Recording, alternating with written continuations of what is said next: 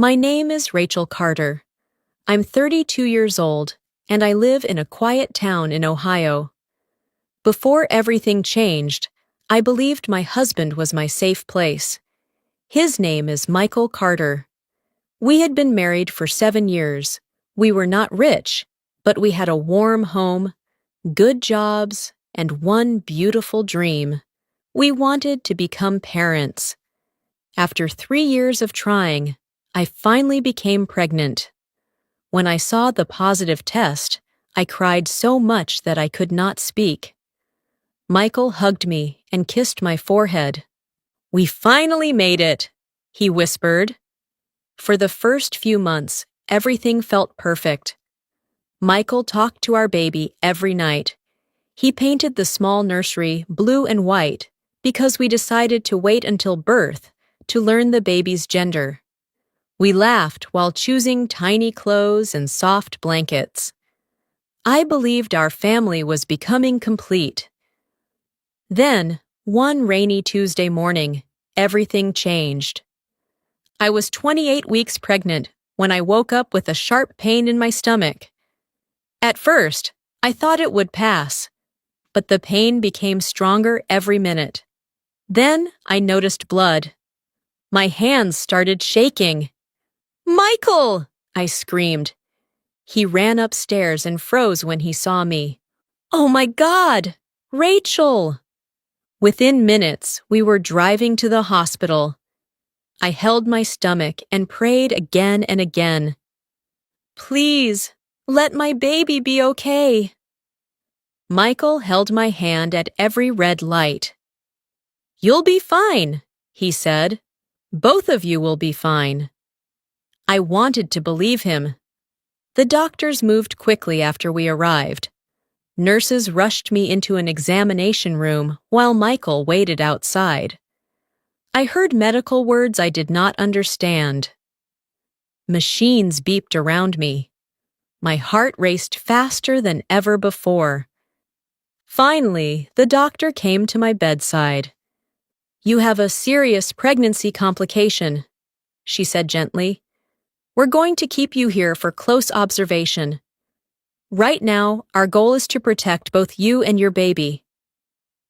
My eyes filled with tears. "Will my baby survive?"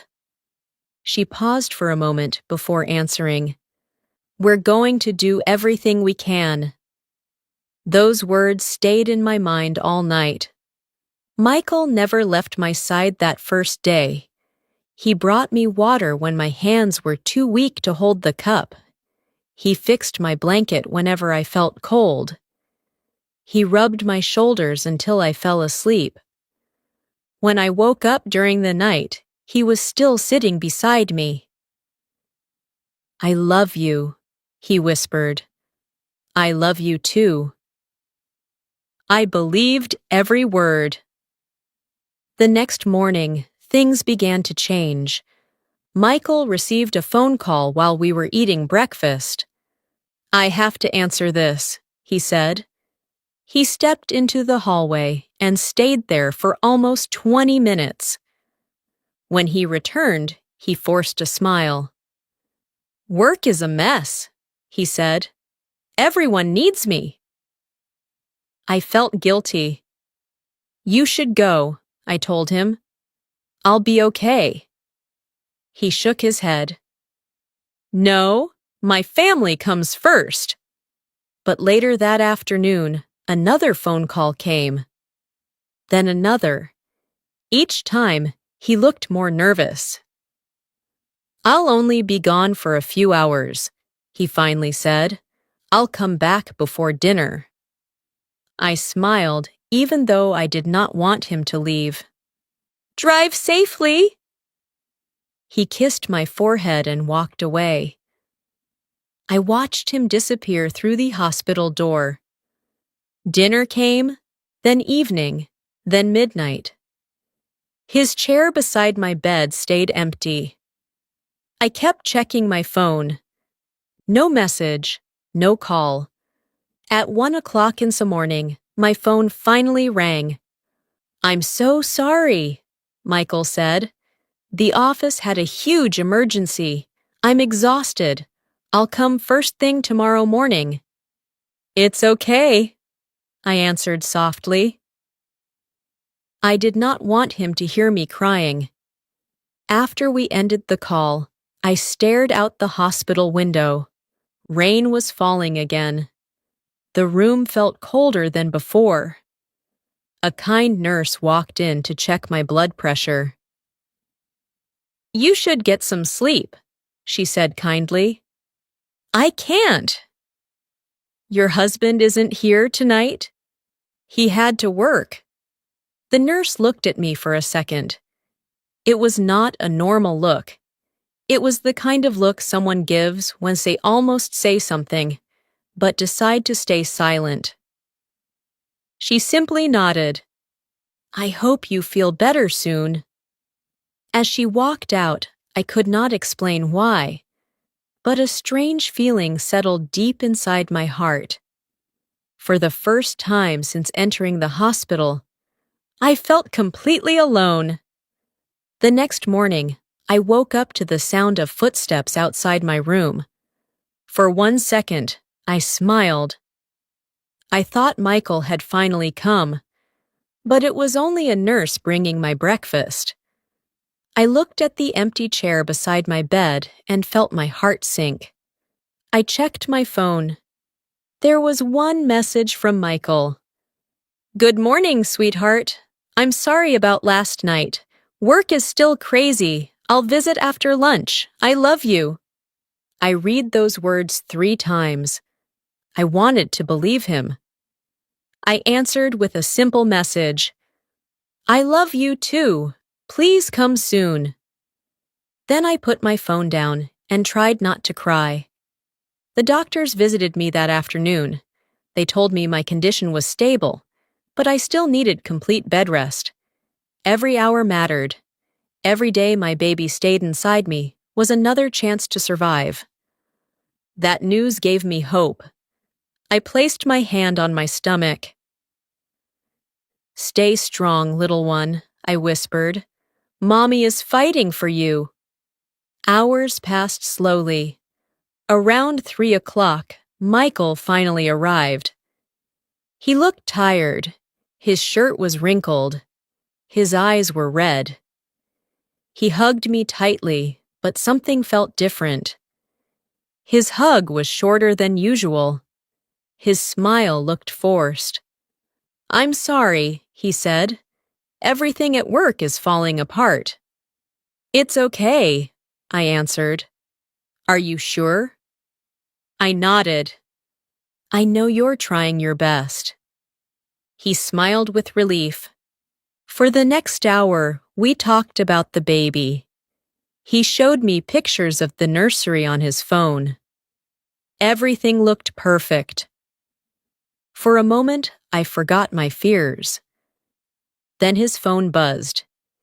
He looked at the screen for only 1 second before turning it face down. Who is it? I asked. Just work. His answer came too quickly. A few minutes later, the phone buzzed again. Then again. Michael stood up. I need to make a quick call. He hurried into the hallway. The door stayed slightly open. I could hear his voice, but not every word. I told you. Not now. A long silence followed. Then he spoke again, much softer. I'll see you later. My stomach tightened. When he came back inside, I smiled as if nothing had happened. But a question stayed inside my mind. Why did he sound nervous? That evening, he left again before dinner. I promise I'll be back tonight, he said. I watched him walk away. This time, I noticed something I had missed before. As he reached the elevator, he looked down at his phone. Then he smiled. It was not the tired smile he gave me. It was a happy smile. A smile I had not seen in weeks. I told myself I was imagining things. Maybe one of his coworkers had sent a funny joke. Maybe I was emotional because of the pregnancy. Maybe. But the word maybe did not calm my heart. Late that night, another nurse came to check my IV. She was older than the others. Her name tag said Nancy. She smiled warmly. "How are you feeling tonight?" "A little scared," I admitted. "That's normal." She adjusted my blanket and checked the monitor beside my bed. Then she looked toward the empty chair. "Your husband hasn't come back?" "No. He said work is keeping him busy." Nancy became very quiet. She looked as if she wanted to speak. Instead, she simply nodded. "I hope everything works out." As she turned to leave, she stopped at the door. "Rachel?" "Yes?" She hesitated. "Sometimes, when people are sick, they blame themselves for things they cannot control." "I know." "Whatever happens, don't ever think this is your fault." Before I could ask what she meant, she walked away. Her words stayed in my mind all night. 2 days later, my condition suddenly became worse. Doctors rushed into my room. Machines started beeping loudly. I struggled to breathe as another painful cramp hit my body. Someone called Michael. Again, again, again. No answer. I closed my eyes and prayed. "Please, answer your phone."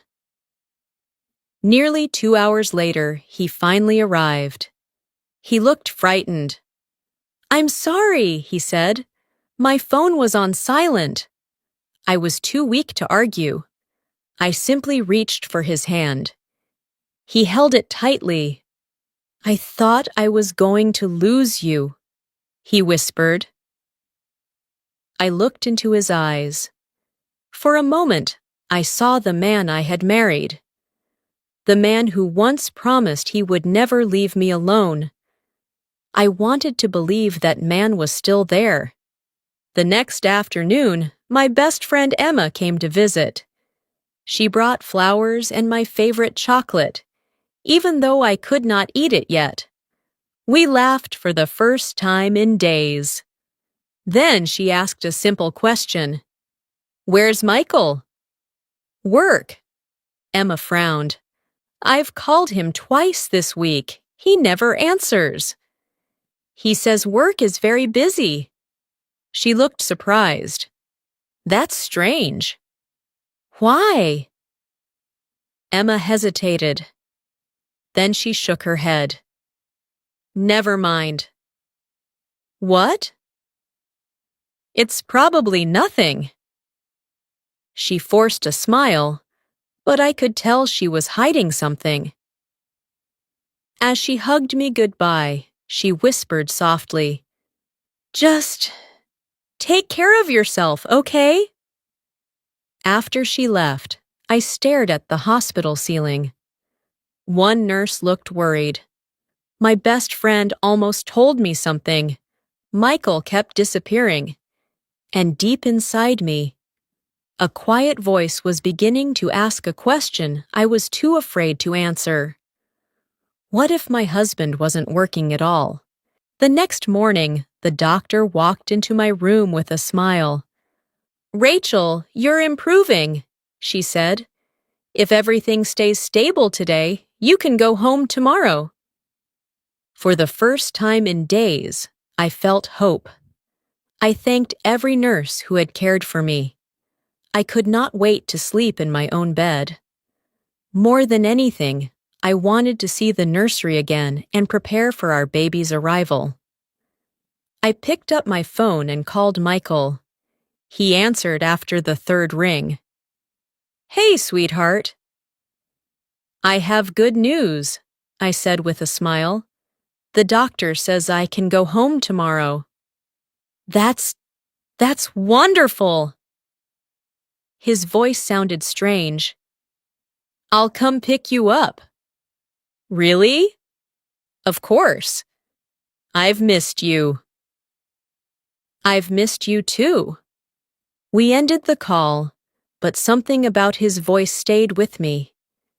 He sounded nervous instead of happy. I pushed the thought away. I told myself that stress was making me imagine things. The next afternoon, Michael arrived with flowers. He kissed my forehead and carried my small hospital bag. The ride home was quiet. I tried talking about baby names. He answered with one or two words. His hands stayed tight on the steering wheel. When we reached home, I walked slowly inside. Everything looked the same. The living room was clean. The nursery was beautiful, but the house did not feel warm anymore. It felt unfamiliar. That evening, Michael said he needed to take a shower. His phone buzzed on the kitchen counter. Normally, I never touched his phone. Never. Marriage is built on trust. But something inside me refused to stay silent. The screen lit up. A message appeared. Lauren, I miss last night already. My heart stopped. I stared at the screen. Maybe this was another Lauren. Maybe I was misunderstanding everything. My hands shook as I unlocked the phone. Michael had never changed his password. Our anniversary. I opened the messages. The first text made my stomach turn. Lauren, I wish we didn't have to hide anymore. Then another. Michael, just give me time. Another. Lauren, I hated leaving the hotel this morning. Hotel. My breathing became fast. I kept scrolling. Photos, selfies, smiling faces, their hands together. A picture of them eating dinner. Another picture inside a hotel room. The dates were impossible to ignore. Every photo had been taken while I was lying in a hospital bed. While I was praying for my baby's life, my husband was spending nights with another woman. The phone slipped from my hands. It hit the floor with a loud sound. My legs became weak. I sat down on the kitchen floor and cried harder than I had ever cried before. Not because Michael had cheated, but because of when he chose to cheat. While I was fighting to stay alive, while our unborn child was struggling to survive, he chose someone else. I heard the bathroom door open. Rachel! He walked into the kitchen. His face turned white when he saw the phone on the floor. Neither of us spoke. He already knew. I knew. He knew I knew. Rachel! His voice trembled. I can explain. I looked at him through my tears. Explain what? It isn't what it looks like. I laughed. It was not a happy laugh. It was the laugh of someone whose heart had just broken into 1,000 pieces. It says you stayed in a hotel. He looked down. It says you love her. Silence. It says you missed her. Still silence. Finally he whispered, I'm sorry. 2 simple words. Too late. Far too late. When? I asked quietly. He covered his face. It started a few months ago. Before the hospital. Before the emergency. Before he promised to stay beside me. Every promise had been a lie. Did you ever love me? I asked. His eyes filled with tears. I do love you. I shook my head. No. My voice was calm now. You loved yourself. He stepped closer. I made a terrible mistake. A mistake? I repeated. A mistake is forgetting my birthday. Tears rolled down my face. A mistake is buying the wrong flowers. I looked straight into his eyes. But leaving your pregnant wife alone in a hospital so you could sleep with another woman. My voice broke. That is a choice. He tried to touch my hand. I stepped back. I almost died, Michael. He began crying. I know. I kept asking the nurses where you were. I'm sorry. I believed every lie. I'm sorry. I defended you. I'm sorry. The words meant nothing now.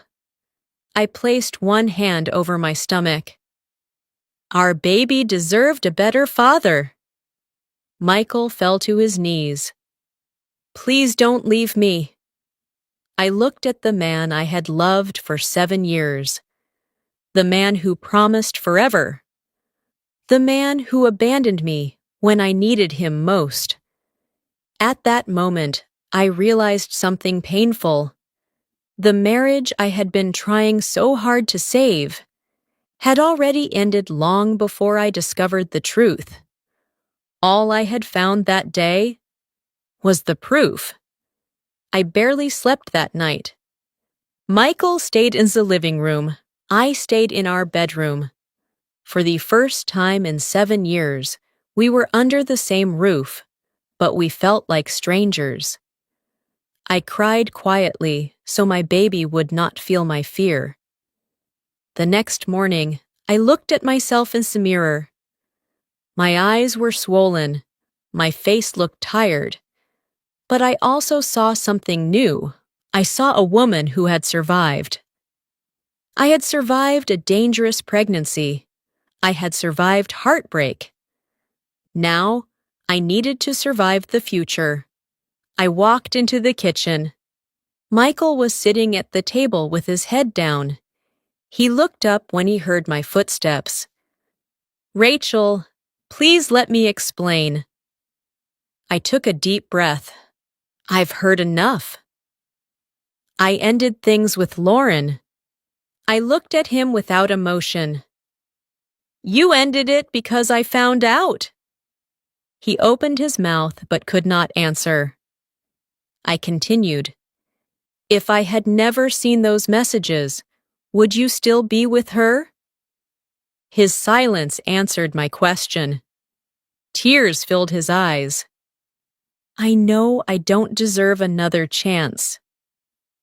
No, I said quietly. You don't? He buried his face in his hands. I was selfish. I was scared. Everything happened so fast. I didn't know how to handle it. I shook my head. I was scared too. My voice became stronger. I was the one in the hospital. I was the one wondering if I would live long enough to hold our baby. I was the one praying every night. And while I was fighting for our family, you walked away from it. The room became silent. A few minutes later, I picked up my suitcase. I'm going to stay with my parents. Michael stood up quickly. Please don't leave. I already lost my wife, he whispered. I looked at him one last time. No, Michael. You lost me the moment you chose someone else. I walked out of the house without looking back. My parents welcomed me with open arms. My mother hugged me for a long time. She did not ask questions. She simply said, "You're home." Those words gave me more comfort than anything Michael had said in weeks. A month later, I met with a lawyer. Filing for divorce was painful. I never imagined my marriage would end this way. But every signature reminded me that I was choosing peace instead of lies. Michael called almost every day. Sometimes he left long voice messages. Sometimes he simply said, "I'm sorry." I stopped listening. Some apologies come after the damage is already done. Then, 2 months later, the happiest day of my life arrived. After many long hours in the hospital, I heard the sweetest sound in the world. A baby's cry. "It's a girl," the doctor said with a smile. They placed my daughter in my arms. She was tiny, beautiful, perfect.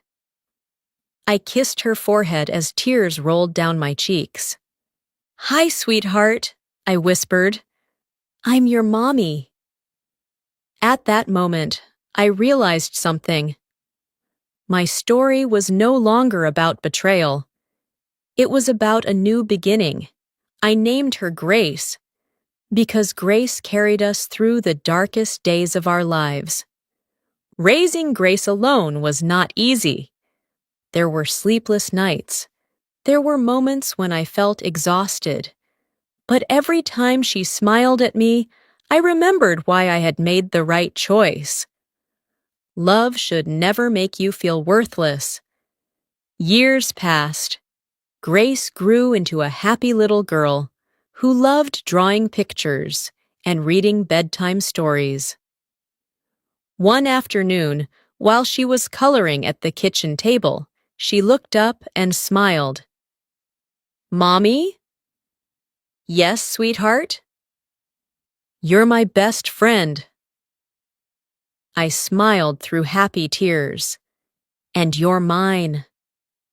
In that moment, I understood something I wish I had known years earlier. A broken heart can heal.